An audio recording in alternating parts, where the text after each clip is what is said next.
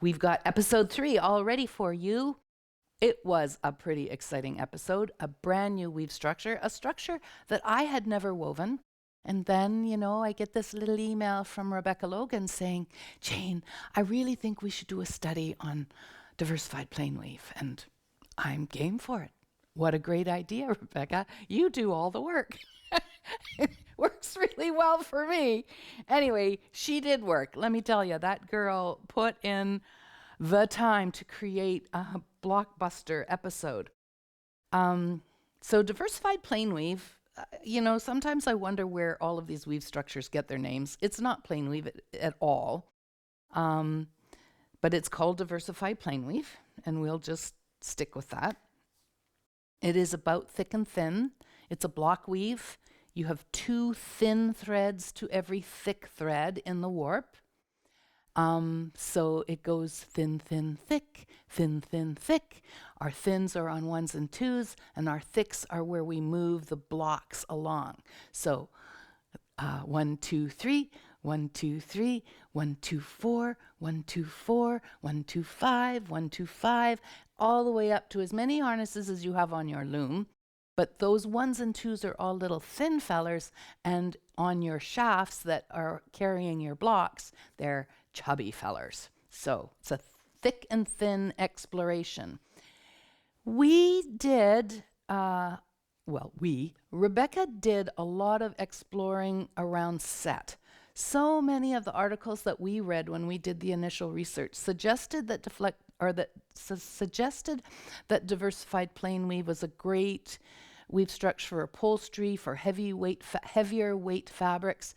And I wanted to just see if we could bring some softness to the cloth, because you know me, I'm all about drape and hand, and how can I make something a little softer?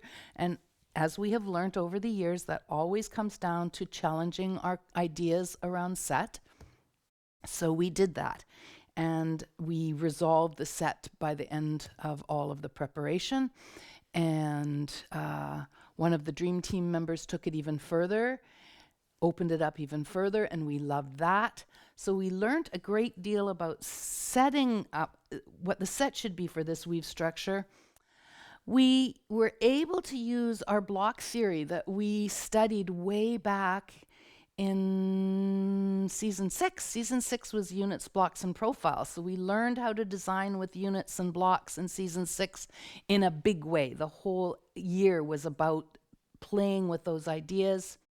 And one of the most mind-blowing things that we realized in this study was that the power for changing the graphic up on these textiles came in the tie-up, and oh my goodness, it was amazing. So Rebecca decided that she was going to make baby blankets as the project, and on 4 shafts we can have 2 blocks.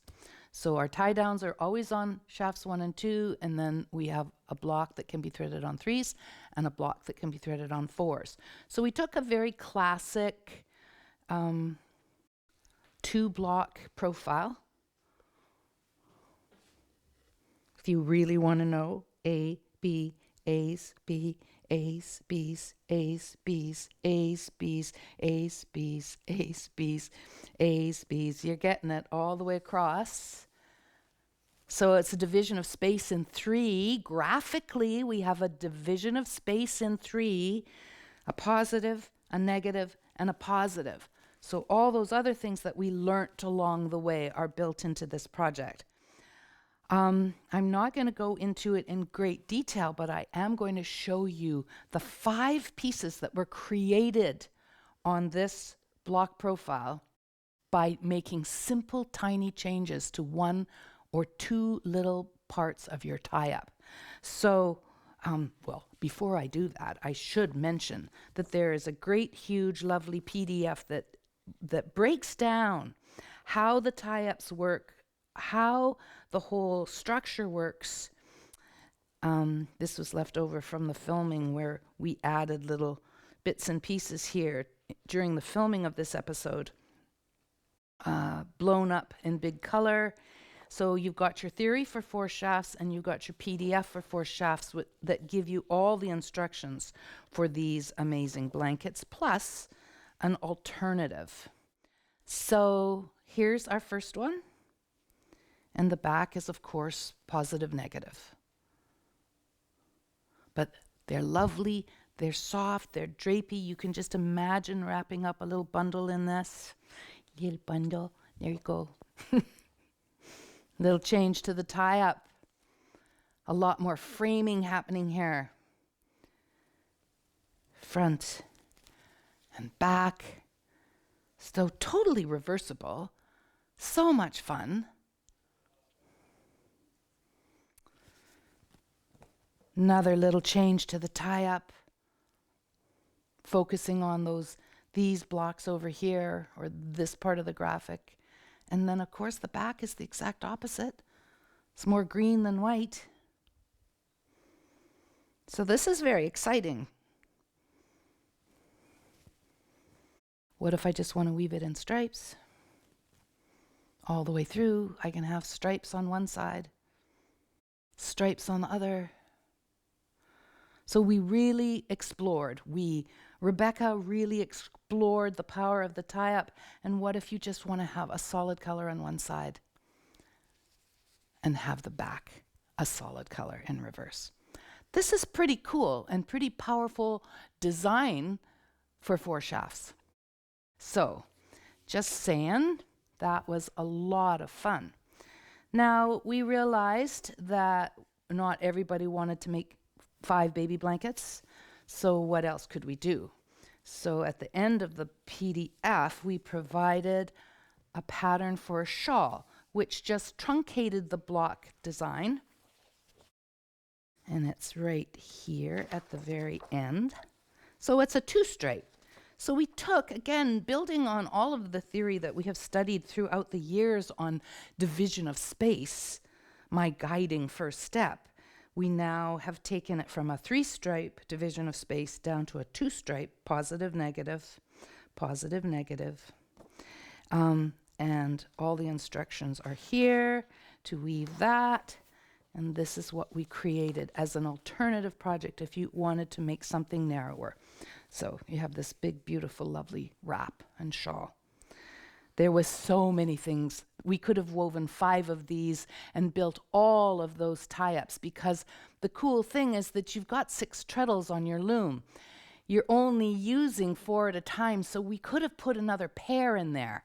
So this was our first kick at the can with Diversified Plain Weave, laying a really good foundation.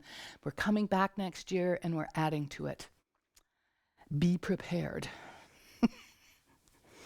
One thing leads to another. All right, so that's what we did for the 4-shaft study. And then we did an 8-shaft study. And I shall put this here.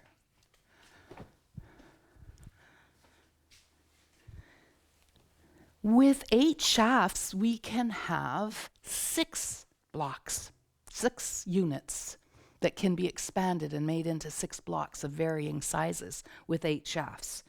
So our 1s and 2s are our tie down again, and our blocks are threaded on 3 through to 8.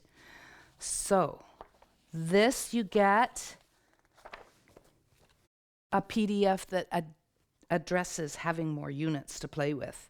And again, it reviews all of the stuff on 4 at the beginning, because some of you with 8-shaft looms just jump straight to the 8-shaft version.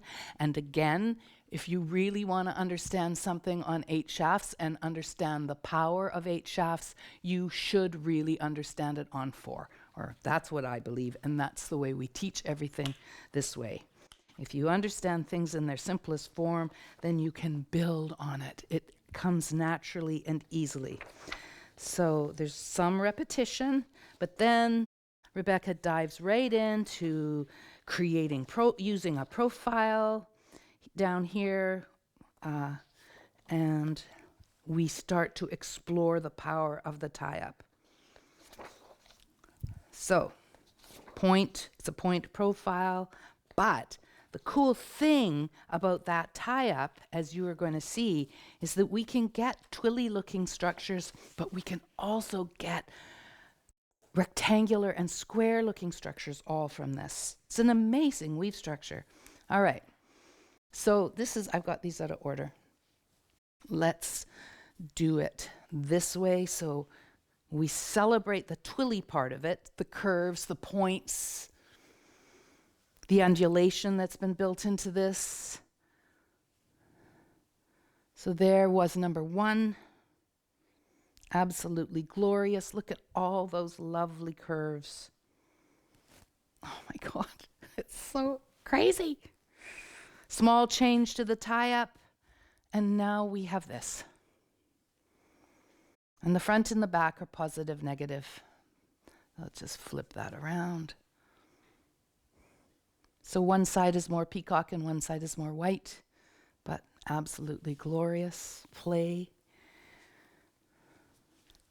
Another variation, elongated. You can tell this is all twill related or twill inspired block construction.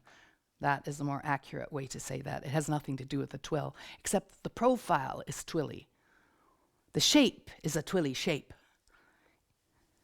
But this is what blows me away, is that with the tie-up, just by changing the tie-up, we can take all of that and make that point twill. We can turn it into squares and rectangles. Pretty darn spiffy. Front and back. Definitely is a weave structure worth spending some time with, I must say. Look at the detail in those squares. It's just amazing. So lovely.